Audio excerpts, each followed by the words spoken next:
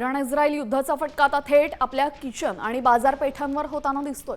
युद्धामुळे गॅसचा मोठा तुटवडा निर्माण झाल्याने अनेक रेस्टॉरंट्स बंद पडण्याच्या मार्गावर आहेत। याचा मोठा फटका भाजी मार्केटला बसला असून रेस्टॉरंटकडून येणाऱ्या ऑर्डर्स 50% घटलेल्या आहेत। याचा आढावा घेतला आमचे प्रतिनिधी गिरीश कांबळे यांनी। पाहूयात। इराण इस्रायलमध्ये सुरू असलेल्या युद्धाची झळ आता दिवसागणिक भारतावर तीव्र होत चाललेली आहे। आता मी सध्या मुंबईचं जे भायखळा मार्केट आहे त्या ठिकाणी आहे, कारण गॅसचा तुटवडा आहे आणि त्यामुळे मोठ्या संख्येने रेस्टॉरंट्स आहेत ते देखील बंद होत चाललेले आहेत। आणि अशा स्थितीत जे रेस्टॉरंट्स भाजीपाला ज्या मार्केटमधून घेत असतात तिथली देखील खरेदी आता कमी झालेली आहे। जवळपास 50%हून अधिकचे जे रेस्टॉरंट्सवाले आहेत त्यांनी सध्या भाजी खरेदी आहे ती कमी केलेली आहे आणि याचा परिणाम आपण बघतोय की संपूर्ण मार्केट जे नेहमी भरलेलं असायचं ते आता मात्र एवढी गर्दी या मार्केटमध्ये सध्या दिसत नाही। आजची परिस्थिती आहे की मार्केटमध्ये जवळजवळ गिराईक जवळजवळ नाही का 80% गिराईक नाहीये, फक्त 20% फक्त घरगुती जो माल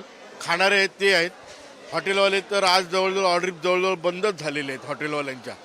आणि अशी परिस्थिती वाईट आहे की उठाव अजिबात मालाला नाहीये आणि पालेभाजी ही संपूर्ण खराबच होणारी आहे, त्याच्यामुळं हा पाल उद्या फेकून दिला जाणार आहे। व्हिडिओ जर्नलिस्ट अनुप कुलकर्णीसह गिरीश कांबळे, साम टीव्ही न्यूज, मुंबई।